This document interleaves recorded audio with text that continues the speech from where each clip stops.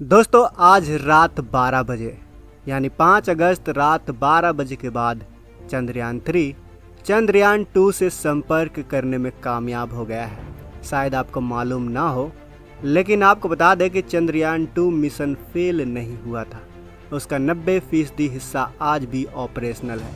उसके अंदर जितने भी एक्सपेरिमेंटल इंस्ट्रूमेंट हैं वो चंद्रयान-2 के ऑर्बिटल में डाले गए थे। ऐसे में ठीक 12 बजे के बाद 5 अगस्त को चंद्रयान-3 जब चांद के ऑर्बिट में इंटर करने की कोशिश कर रहा था, तब इसरो ने कोशिश की कि जो चंद्रयान-3 का प्रपल्सन मॉड्यूल है वो चंद्रयान-2 के ऑर्बिटर के साथ संपर्क करे। दरअसल चंद्रयान-2 का जो ऑर्बिटर है उसके अंदर काफ़ी एडवांस इंस्ट्रूमेंट लगे हुए हैं, जिसमें से सबसे ख़ास इंस्ट्रूमेंट है क्लास यानी Chandrayaan two large area soft X-ray spectrometer. इसके अलावा ऐसे कई इंस्ट्रूमेंट लगे हैं जिनकी मदद से चंद्रयान-3 ट्रेन मैपिंग मिल लेने वाला है।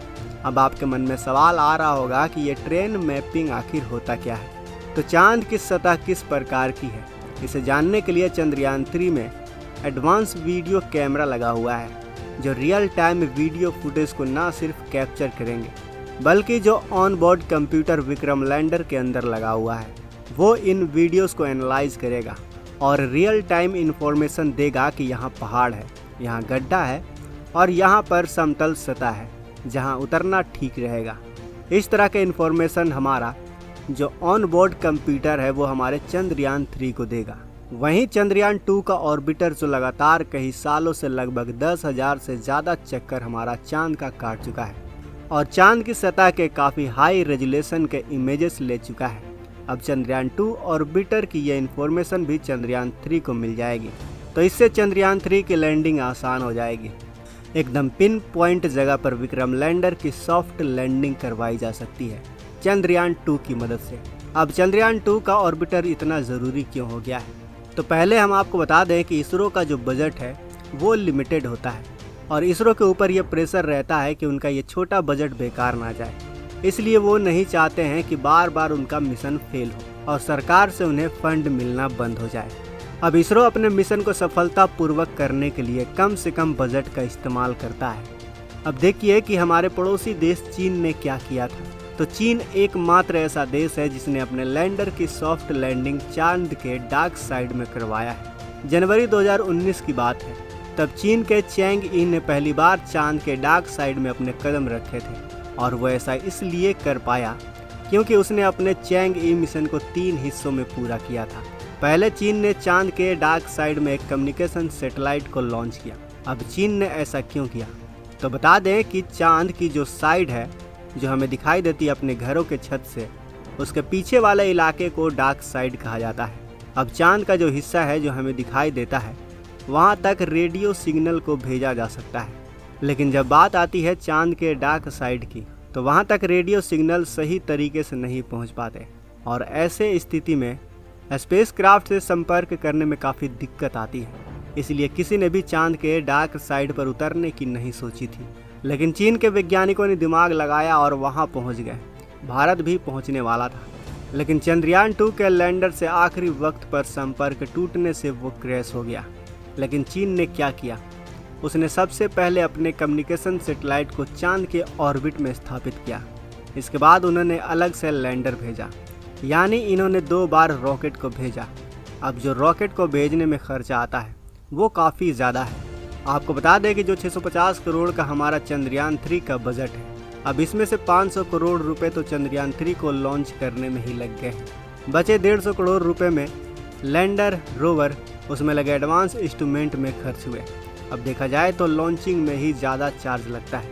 इसीलिए इसरो ने क्या किया, उसने चंद्रयान-2 में एक ही बार में कम्युनिकेशन सैटेलाइट, विक्रम लैंडर और फिर लैंडर के अंदर प्रज्ञान रोवर को भेज दिया, जिस वजह से ये मिशन और भी ज़्यादा मुश्किल हो गया। लेकिन इस बार हमारे पास प्लस पॉइंट है। हम ऐसा क्यों कह रहे हैं कि 5 अगस्त के बाद चंद्रयान-3 का कॉन्टैक्ट चंद्रयान-2 के ऑर्बिटर से होगा।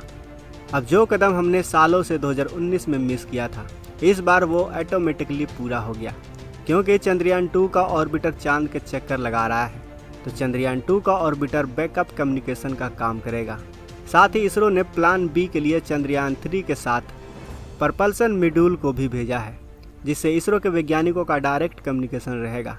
अब पर पर्सन मॉड्यूल के साथ इसरो का संपर्क टूट गया तो इसरो चंद्रयान 2 के ऑर्बिटर को बैकअप की तरह काम में ले लेगा।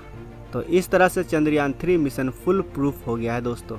लेकिन अगर कुछ ऐसा होता है कि किसी वजह से 23 या 24 अगस्त को विक्रम लैंडर की लैंडिंग करवाना संभव नहीं होता, यानी कुछ गड़बड़ी या दिक्कत आ जाती है, तो इसके बाद 1 महीने तक चंद्रयान 3 का लैंडर पर पर्सन मॉड्यूल के साथ जुड़ा रहेगा और 1 महीने के बाद जब चांद पर फिर से लूनर डे शुरू होगा तब चंद्रयान 3 से लैंडर को अलग किया जाएगा और उसे उतारने की कोशिश की जाएगी। अब ऐसा क्यों? तो हमारी धरती में 24 घंटे में एक बार रात और फिर एक बार दिन होती है, यानी 12 घंटे का दिन और फिर 12 घंटे की रात। लेकिन चांद पर ऐसा नहीं होता। चांद पर 14 दिन की रात होती है और फिर 14 दिन की सुबह होती है, यानी 14 दिन की दिन। अब इसरो के प्रज्ञान रोवर को चाहिए सूरज की रोशनी ताकि वो अपने सोलर पैनल की मदद से चार्ज होता रहे और बिना रुके बिना थके अपने रिसर्च को अंजाम देता रहे। 23 से 24 अगस्त के बाद वहाँ 14 दिन के लिए सुबह होने वाली है।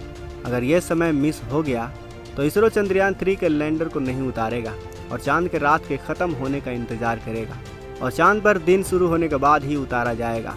तो दोस्तों ये है कहानी चंद्रयान 2 के फिर से जिंदा होने की। अब आपको समझ में आ गया होगा कि आखिर चंद्रयान 2 जिंदा कैसे होगा।